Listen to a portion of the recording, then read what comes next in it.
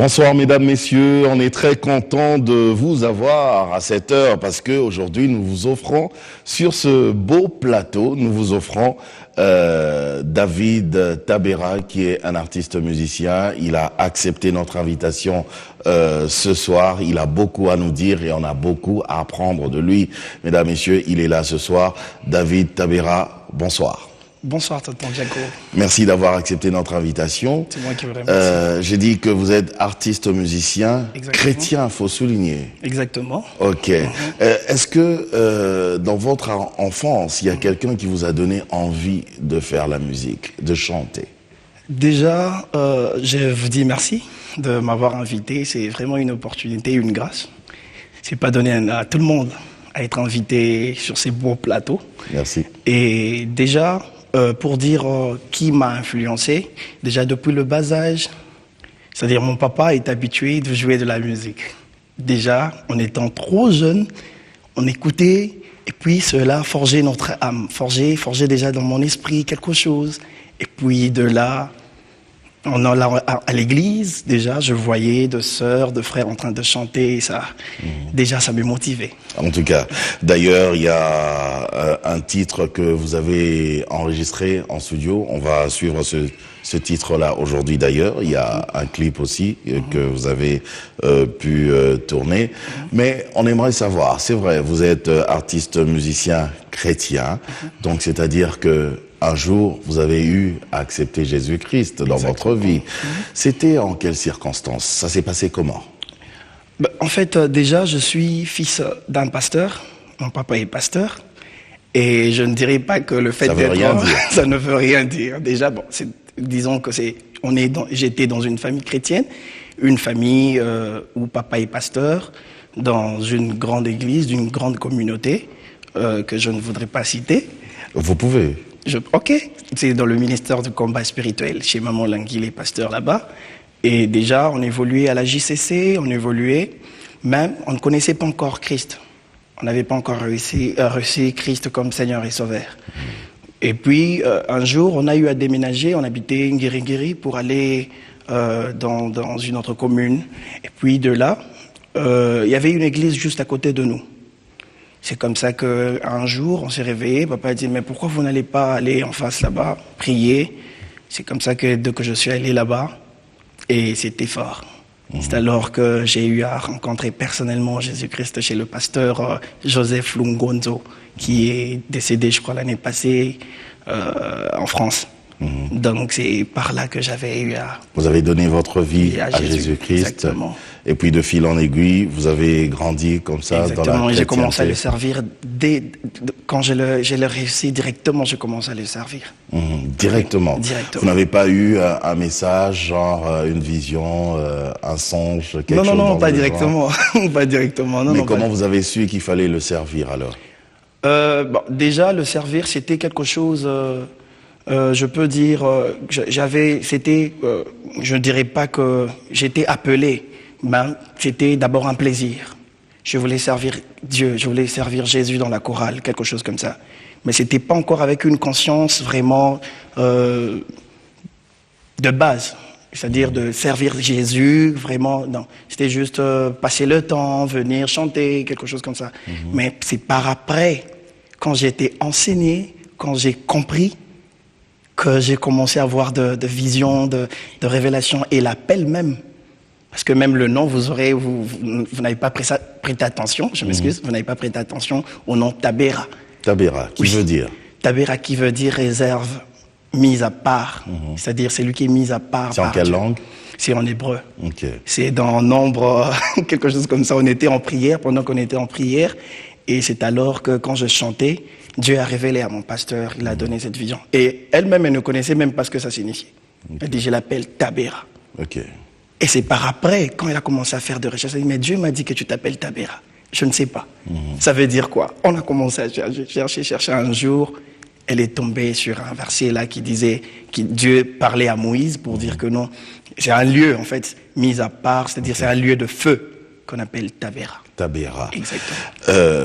Quand je vous regarde, quand je vous vois, vous êtes en face de moi. C'est vrai que les téléspectateurs le remarquent aussi. C'est vrai, c'est une histoire de votre enfance. Vous nous avez parlé un petit peu de cela. Mais quand on vous regarde, on voit bien que vous êtes encore jeune. Vous avez encore la vigueur de la jeunesse.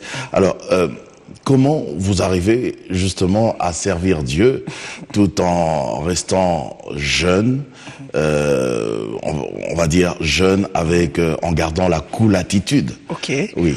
Bon, déjà, ce n'est pas facile, mais c'est possible. Ok. Ce n'est pas facile parce qu'avec tout ce qui est charnel, le désir, tout ce qui est convoitise des yeux, tout ça là, et déjà ça influence beaucoup la jeunesse, ça influence beaucoup. Et en servant Dieu, c'est-à-dire il y a l'aide du Saint-Esprit. Okay. Il y a l'aide du Saint-Esprit qui nous fortifie, qui nous enseigne, qui nous convainc à ne pas marcher dans le mal, à ne pas faire ceci, à ne pas faire cela. Non seulement cela, j'ai été formé. Je suis passé par les affermissements, j'ai appris, parce que la Bible dit, vous connaîtrez la vérité, et la vérité vous affranchira. Yeah. Dès lors, on a la conscience, on a cette vérité-là, on sait faire la part de choses. On sait faire la part de choses. Ça, ce n'est pas bon, ça, ce n'est pas bon. Cette voie amène à la mort, et cette voie amène à la vie. La vie qui est Jésus. Et c'est ce que vous faites. Exactement. C'est une vie de choix. Exactement. Et vous avez fait le choix de suivre Jésus. Exactement. De ne pas suivre la chair. Non, non, non, non. D'accord. On va regarder, puisqu'on a parlé tout au début de l'émission, on a parlé de ce clip que vous avez tourné. Posanayo, c'est le titre de la chanson. Exactement. Ok. On va regarder ça ensemble avec les téléspectateurs et puis on va revenir sur ce plateau, évidemment, pour quelques commentaires.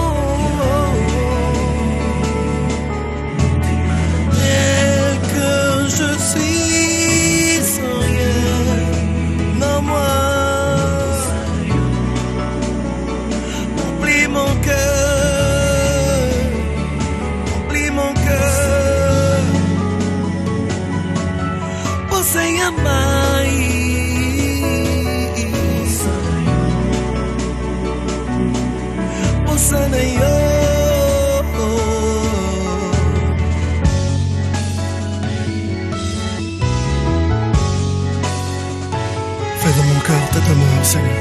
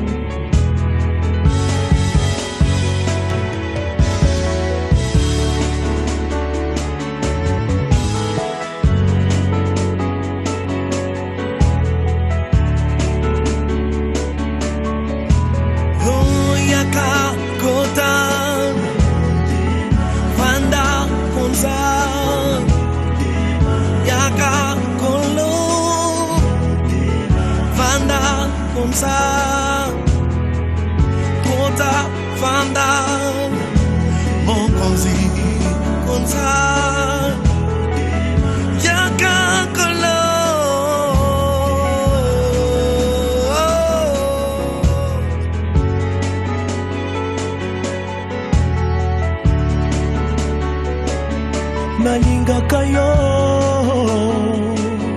nalingaka yo, Yesu nalingaka yo, nalingaka yo.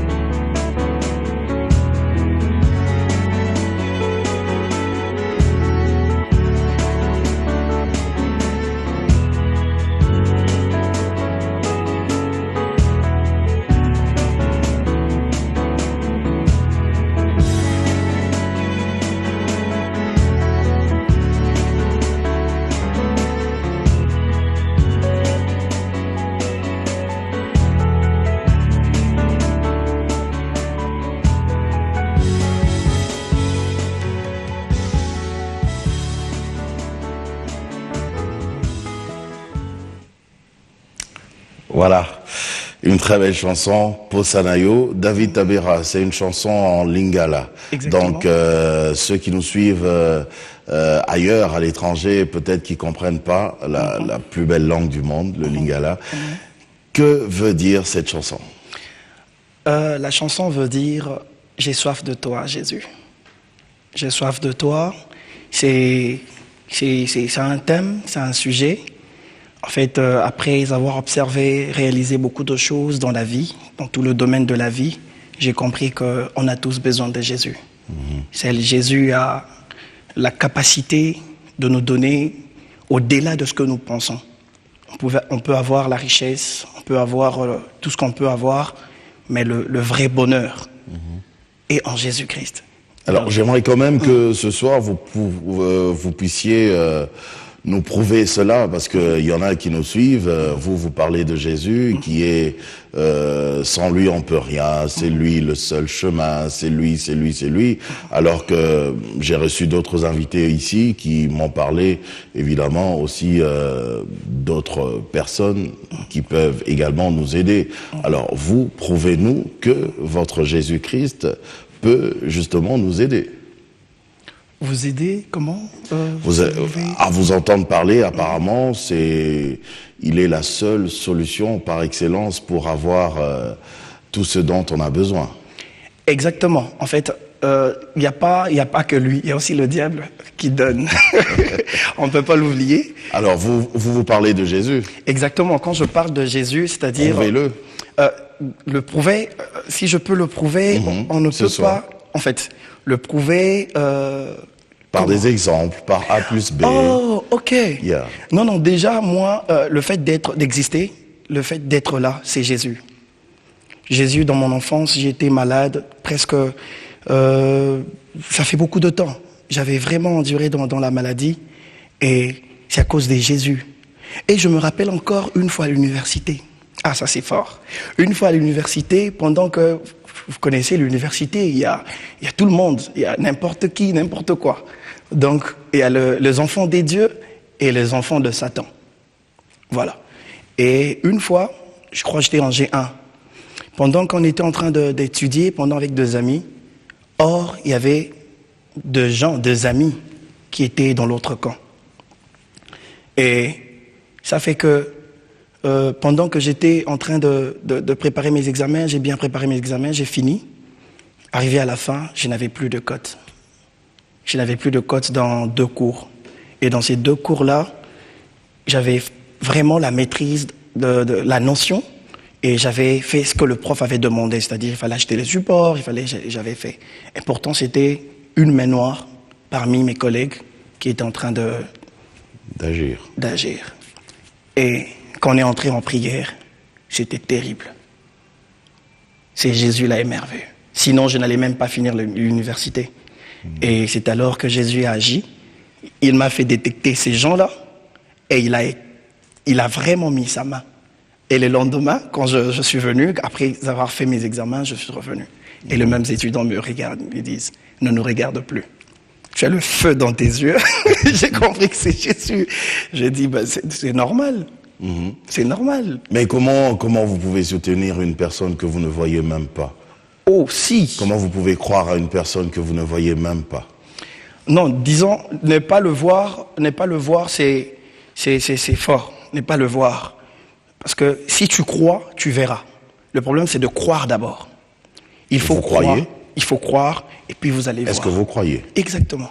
Donc vous le voyez? Exactement. Je le vois. Quand je dis je le vois, il y a beaucoup de façons de voir Dieu, de voir Jésus. Il se manifeste. Il se manifeste dans nos vies. Il nous parle. Il se manifeste dans nos vies, dans de signes, dans de prodiges, dans beaucoup de choses, dans de rêves, dans de sons. Il nous parle. Il est là près de nous. Exactement. Comment je peux savoir que ce qui m'arrive là, ce que je viens de faire, cette réussite que je viens d'avoir, ce succès que je viens de recevoir, émane de lui et non pas du diable? Déjà, il faut savoir, lorsque tu es en Christ, tout ce que tu fais, tout ce qui t'arrive, c'est Christ qui le permet. Il faut déjà le savoir. Tout ce qui t'arrive, tout ce que tu es en train de vivre. Parce que la Bible dit, tout concourt au bien de ceux qui aiment Dieu. Si déjà tu es en Dieu, tu aimes Dieu, tout ce qui va t'arriver, sache que c'est Dieu qui est le promoteur. En bien ou en mal, il faut savoir. Déjà, lorsque quelque chose de bien t'arrive, en toute chose, il faut toujours rendre gloire à Dieu. Bien sûr. Et lorsque le mal aussi t'arrive, il faut reconnaître que Dieu a permis cela. Et peut-être qu'il a permis cela pour t'éviter beaucoup d'autres choses. Donc, voilà. J'aimerais vous poser une question aussi ce soir. J'en profite puisque vous êtes là. Vous êtes artiste musicien chrétien. Vous êtes, on va dire, cet artiste musicien aussi de cette nouvelle génération, de cette nouvelle vague. Vous avez énormément de talent, c'est bien. Alors, on dit de vous, les artistes musiciens chrétiens, de la nouvelle génération, on vous accuse d'être arrogant, d'être très exigeant, d'être toujours à la recherche de l'argent pour chanter quelque part, pour chanter même dans une église. Il faut forcément qu'on vous donne de l'argent. Qu'est-ce que vous allez dire ce soir par rapport à cela? En fait, c'est une question que j'ai toujours entendue.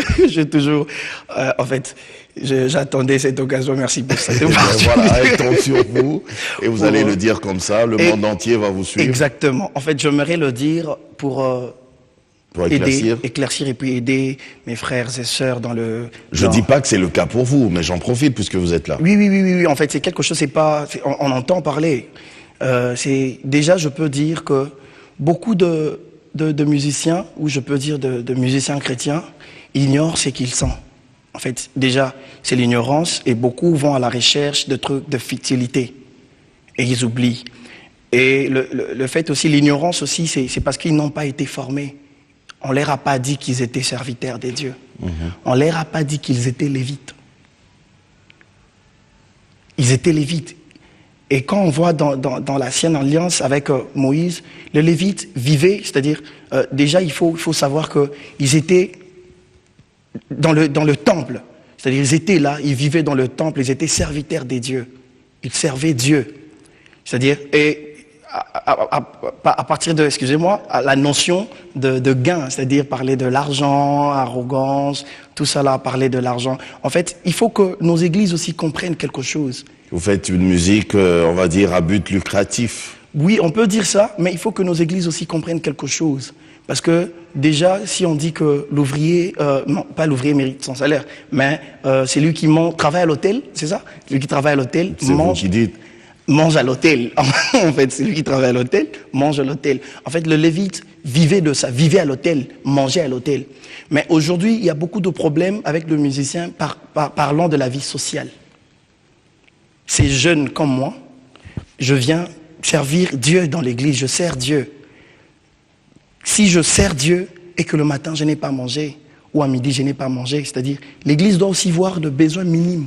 Ben, travaillez alors. Voilà. Pourquoi vous travaillez pas? Exactement. Maintenant, parlons de ces points, parlons du travail. Parce que si vous demandez quelque chose, alors que vous n'êtes pas le seul serviteur dans une église, Exactement. que diront les autres serviteurs alors de l'église? Si vous, on doit trouver quelque chose pour vous, et les autres serviteurs? Bon, exactement. Parlons aussi du point que vous parlez du travail. Si un musicien chrétien travaille, c'est-à-dire son temps est réduit, il aura des obligations, il aura des exigences par rapport à son travail. Et cela aussi va un peu handicaper son travail à l'église. C'est là que ça pose problème aussi. Parce qu'il ne sera pas souvent là pour agrémenter, pour conduire le culte. Est-ce que ce musicien chrétien a eu le temps d'étudier, d'aller à l'école aussi? Mais il faut me demander. Je vous demande, vous avez eu le temps d'aller à l'école? Je suis licencié en économie. Mais comment vous faisiez alors à l'époque? Exactement. En fait, à l'époque, l'université et le service de Dieu. je combinais le tout. En fait, je combinais le tout. Donc vous pouvez aussi continuer à combiner en travaillant. Exactement. Je combine cela en travaillant. Alors pourquoi vous défendez ceux-là? Non, ceux-là, il y a ceux-là qui sont abandonnés à leur même sort, à leur propre sort, en fait, je voulais dire. En fait, il y a ceux-là qui sont vraiment dans des situations compliquées. Il faut qu'on comprenne cela. Comme moi, dans mon église, je ne laisse pas la charge seulement à l'église.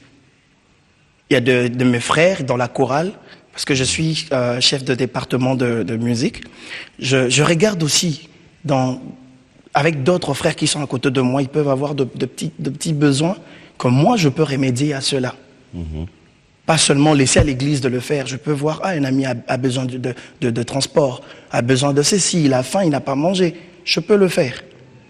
Dans ces sens-là, par rapport à ces gens-là. Mais moi qui travaille déjà, je ne peux pas être exigeant à l'église. Il y a un artiste musicien aussi que j'avais reçu qui avait posé cette question.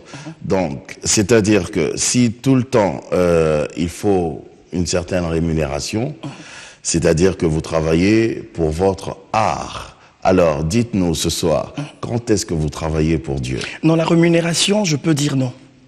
Parce que c'est qu'on fait à l'église... À vous entendre parler, apparemment, c'est une exigence. Non, loin de là. Okay. En fait, la rémunération, je peux dire Éclairez-nous, hein. Oui, la rémunération, non. On peut pas... Le travail qu'on fait à l'église, moi, je veux conscientiser encore ceux-là, de musiciens chrétiens, qui ont cette conception-là, de penser qu'on est rémunéré par le pasteur, par l'église, lorsqu'on est en train de servir Dieu ou de prester. On doit être rémunéré. Non, là, ça c'est faux. Pas forcément. Non, pas forcément. C'est Dieu qui paye. C'est si Dieu on peut, qui on rémunère. le fait. Si on peut pas, on laisse. Non, en tout cas, c'est pas une exigence. Il faut d'abord avoir la conscience de qui tu sers, qui te paye, c'est qui ton patron. Il faut savoir, c'est Dieu le boss. Est-ce que David comprend ça? Exactement.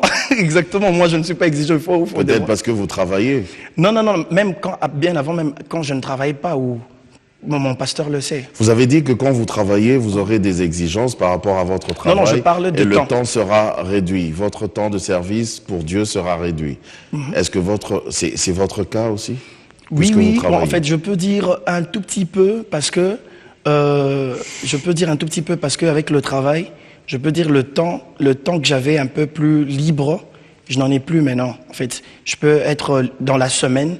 Je travaille presque toute la semaine à part le week-end. C'est-à-dire, on a culte au courant de la semaine. Je peux arriver en retard, dans ces sens-là. Mais le fait, dans mon cœur, je sais que j'ai vraiment besoin d'être là.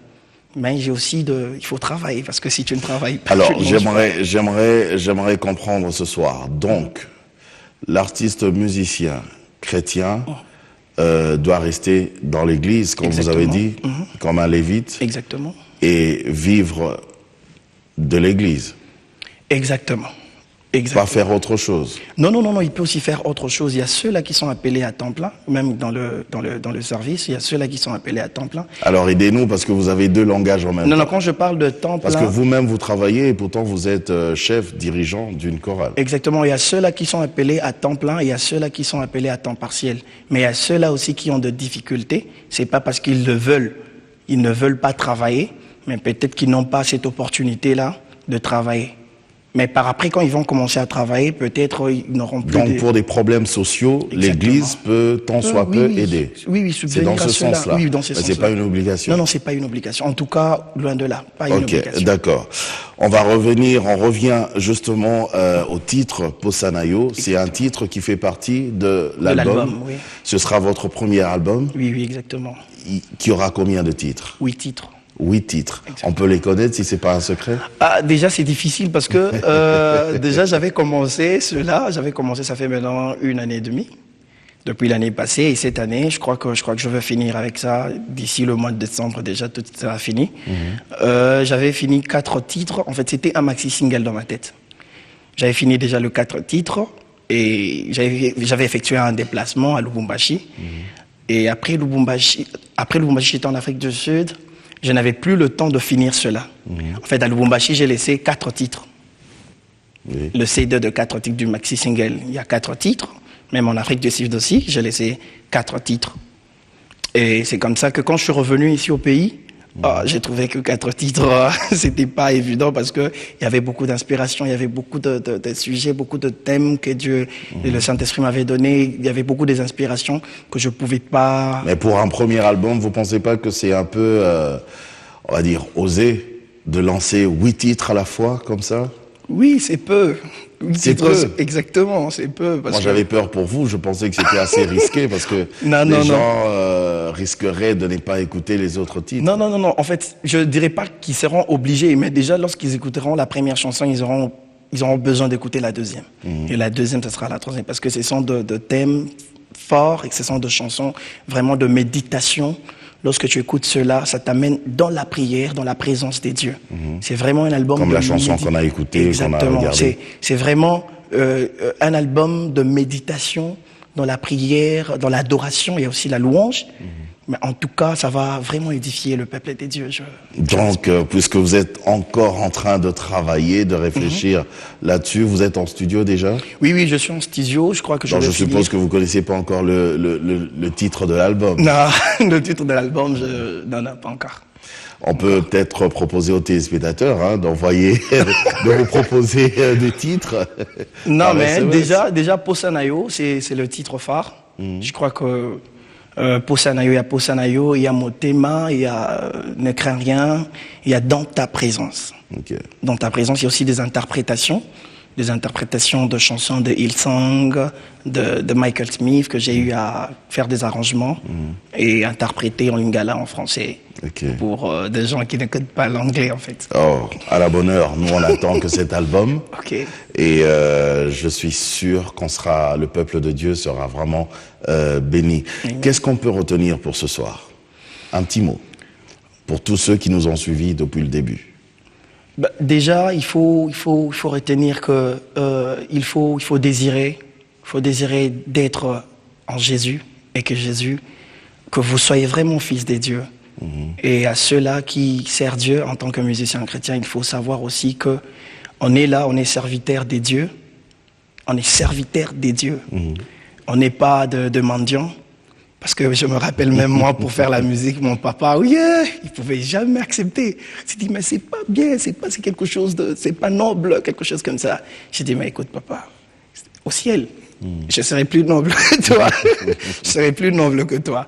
Donc il faut arrêter avec cette histoire-là d'exigence, d'orgueil. Ça n'amène à rien du tout. Si tu comprends que tu es serviteur des dieux, je crois que tu ne seras pas exigeant à cause de matériel, de tout ce qui est futile. En tout cas. Exactement. David Tabera, merci. C'est moi qui vous remercie, papa. Chers téléspectateurs, ça a été un plaisir encore une fois de savoir que vous nous avez suivis. Vous avez des questions, envoyez vos questions, vos préoccupations par SMS via ce numéro de téléphone qui défilait depuis très longtemps au bas de vos petits écrans. On se retrouve la prochaine fois pour un autre numéro de Sur le plateau, mais en tout cas, portez-vous bien et bonne suite de programme sur B1. Au revoir.